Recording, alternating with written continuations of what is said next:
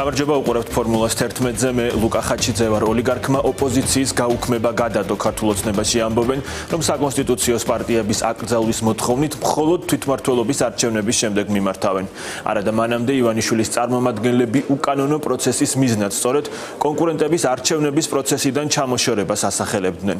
ოლიგარქის პარტიამ პოზიცია შეიცვალა, თუმცა ამ დრომდე ჯერ არც ერთ პარტიას უთქვამს, რომ აპირებს მონაწილეობას ადგილობრივი თვითმმართველობის ორგანოების არჩევნებში. ოპოზიციურ პარტიებში აცხადებენ, რომ ახლა დღის წესრიგში მხოლოდ ორი საკითხი დგას: ახალი საპარლამენტო არჩევნები და რეჟიმის ტყვეების გათავისუფლება.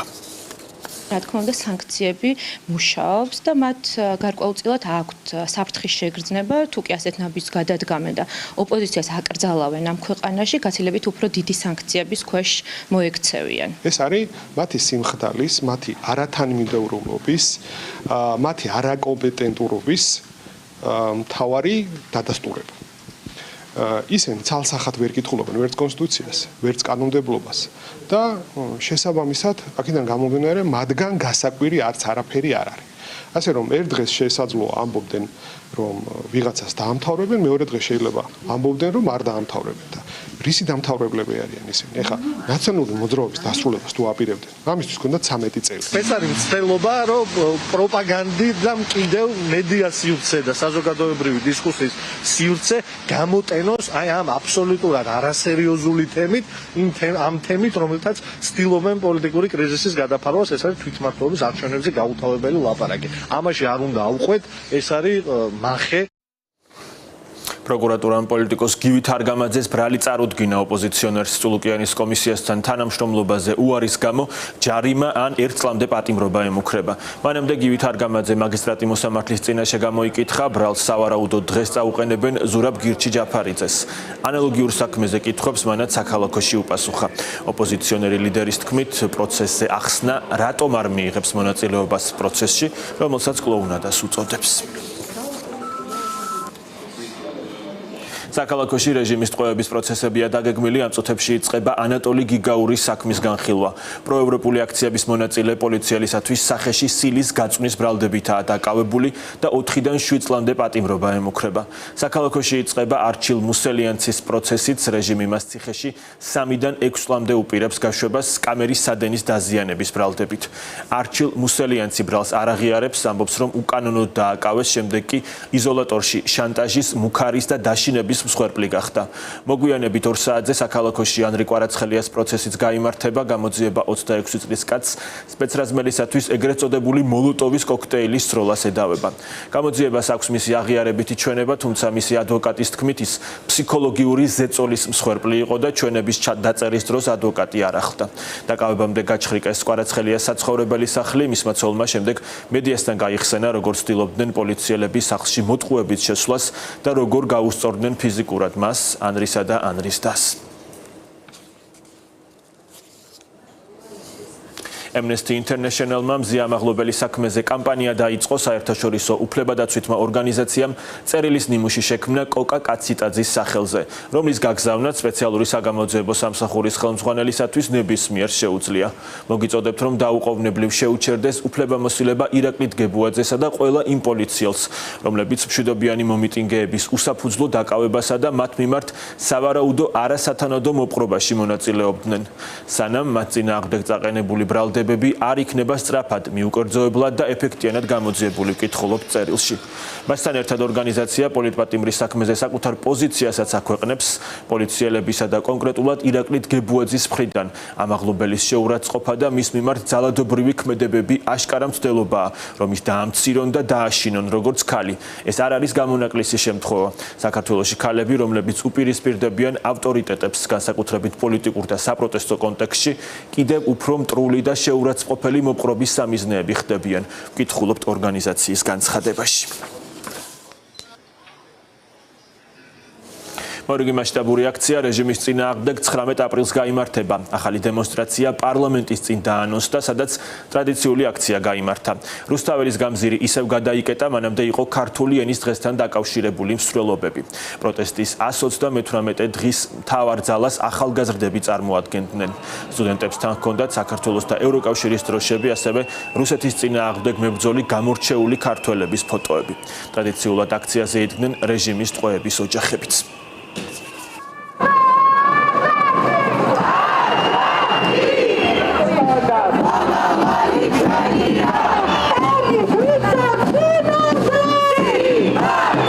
პროტესტი უნდა გაიზარდოს, მათ შორის ესეთი ისტორიული დღეების მნიშვნელობა ძალიან დიდია და ჩვენ აუცილებლად უნდა შევიკრიბოთ შემდეგ დიდ დაანონსებულ აქციაზე, რომელიც 19 აპრილს გაიმართება. ჩვენ უნდა დავანახოთ ერთმანეთს, რომ კვლავ ბევრი ვართ, ჩვენ უნდა დავანახოთ ერთმანეთს, რომ ეს ბრძოლა არ ჩერდება და მნიშვნელოვანია, რომ ჩვენი მთავარი მოთხოვნების გარშემო მეტი და მეტი ადამიანი გავაერთიანოთ. პროტესტს აქვს კვლავაც უწყვეტი ხასიათი, მიუხედავად იმისა, რომ ქართული ოცნება ცდილობს გაანეიტრალოს აქტიური ადამიანები ამ პროცესში, ამაში იგულისხმება ცხადია ჯარიმები, ის ასე ვთქვათ რეპრესიები, რომელსაც იყენებს ამ ადამიანების მისამართით, მიუხედავად ამისა, ადამიანები არიან კვლავ ქუჩაში, ფრონტის წინახაზზე კვლავაც არიან ახალგაზრდები და სწორედ ასეთი კიდევ ერთი შეკრების ადგილი ახალგაზრდების იქნება 19 აპრილს. ერთი ამბავია მნიშვნელოვანი რა, მე მგონია, რომ ის ადამიანები, ვინც 78 წლის 14 აპრილს დაიცვეს ქართული ენა და ღირსება, დღეს იქნებოდნენ და არიან, ვინც ჩვენთან ერთად იყვნენ ამაყები, რომ ამდენი ხნის შემდეგ შევძელით და ესეთი ღირსეული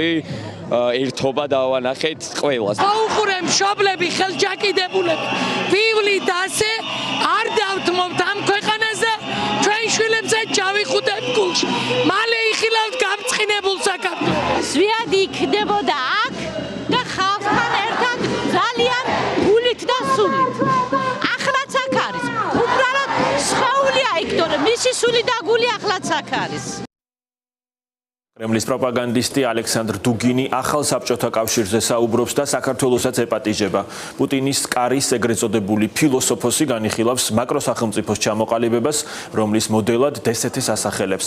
ჩვენ ვალდებულნი ვართ შევთავაზოთ საქართველოს, რომელიც ბოლო დროს სულ უფრო დამოუკიდებელი ხდება გლობალისტური პოლიტიკისგან, ამ პროცესში ჩაერთოს და ეს შეუძლებელია არ გახარებდეს დაწერა დუგინმა.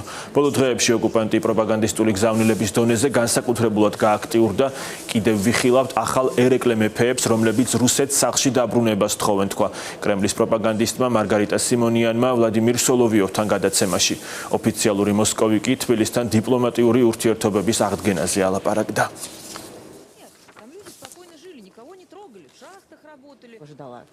რეპრესიები რიცხვებში ირკვევა, რომ პროევროპული საპროტესტო დემონსტრაციების უწყვეტი ტალღის დაწყებიდან ქართული ოცნების ხელისუფლებამ საჯარო სამსახურებიდან 700-ზე მეტი ადამიანი გაათავისუფლა პოლიტიკური მოტივით. საჯარო მოხელეების დევნის მასშტაბი საერთაშორისო გამჭვირვალობა საქართველოს შეისწავლა. ორგანიზაციის შეფასებით ქართული ოცნების მიერ ქვეყანაში არსებული საპროტესტო ტალღის დათრგუნვის მცდელობებიდან ერთ-ერთი მთავარი მიმართულება საჯარო სამსახურის სრულად პარტიის დაქვემდებარებაში მოქცევაა. დოკუმენტის პრეზენტაციას პოლიტიკური მოტივით გათავისუფლებული ყოფილი საჯარო მოხელეებიც ესწრებოდნენ. მათი თქმით, ქართულმა ოცნებამ 2024 წლის დეკემბრიდან დღემდე 4-ჯერ შეიტანა ცვლილებები საჯარო სამსახურის შესახებ კანონში, რამაც მნიშვნელოვნად გააუარესა საჯარო მოხელეთა სამართლებრივი დაცვის მექანიზმები და ფაქტობრივად გააუქმა საჯარო სამსახურის რეფორმა, რომელიც წლების განმავლობაში ხორციელდებოდა საერთაშორისო ორგანიზაციების მხარდაჭერით.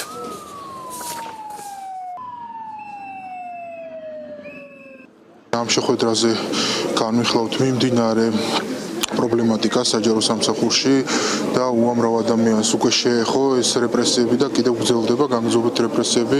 ამასთან დაკავშირებით თითოეულ ადამიანს, რომელიც საჯარო სამსახურიდან გაანთავისუფლეს უკანონოდ იმის გამო, რომ ევროპული მომავლისთვის იბრძვიან, ამაზე გვექნება ზუსტად დისკუსიები, მოვისმენთ მათ ხედვას, მათ გეგმებს და ჩვენსაც ბუნებრივია წარმოვადგენთ ამ მიმართულებით. ჩვენ ვისაუბრეთ საჯარო სამსახურიდან უკანონოდ საკანონო გათავისუფლებულებთან ერთად იმაზე თუ რა ტიპის რეპრესიები მიმდინარეობს საჯარო სამსახურში. ჩვენ ვნახეთ ძალიან ბევრი პროფესიონალი, რომელიც მთელი თავისი ცხოვრების განმავლობაში ემსახურებოდა სახელმწიფოს, ემსახურებოდა ჩვენ საზოგადოებას და იმის გამო, რომ მათ გადაწყვიტეს კონსტიტუციის 78 მუხლის დაცვა, იმის გამო, რომ ისინი გაემიჯნენ ხელისუფლების გადაწყვეტილებას დააშორონ საქართველოს ევროკავშირს, ამის გამო მათი დევნა მიმდინარეობს და ეს დევნა არ დასრულებულა, ხომ? ეს დევნა მიმდინარეობს დღესაც, არა მხოლოდ კანონის შეცვლა. ტაქსის მცველები მასშტაბურ საპროტესტო აქციას აანონსებენ გეგმის მიხედვით 2 საათზე 1000-ზე მეტი მანქანა რესპუბლიკის მოედნიდან თბილისის აეროპორტის მიმართულებით დაიძრება. აქციის ორგანიზატორთა თქმით, ამ ფორმით თბილისის მერიას და ტაქსის კომპანიებს მოუწოდებენ დაარეგულირონ ტარიფები და სამუშაო პირობები გააუმჯობესონ. ტაქსის მცველები არ გამორიცხავენ, რომ ქალაქის პარალიზებაც მოახდინონ. გუშინ სწორედ მათი პროტესტის გამო აეროპორტთან მისასვლელი გზა რამდენიმე საათით იყო პარალიზებული. ჩვენ პირველ რიგში ვთხოვთ დახმარებას სახელმწიფოს მერიას, რომ რაღაცა კანონმდებლობის დონეზე მიიღოს მინიმალური ზღვარი სატარიფო ზონის მაინც, რომ რაღაცა შედეგი ჩვენც 24 საათი ქუჩაში გამოსულები 12-14 საათი ვმუშაობთ და 50 ლარიც არ რჩება. დღეს გავიფიცეთ ბოლტის მცხოვრები. გავით დღეს გვაქვს ფართომასშტაბიანი აქცია აეროპორტში. ფაქტობრივად აეროპორტში ბოლტი და ბოლტის აპლიკაციას პარალიზება გავუკეთეთ. მგზავრები ჩამოდიან, გროვდებიან და ვიძახებენ ბოლტს და ბოლტი ფაქტობრივად მანქანა ვერ გამოდის მგზავრი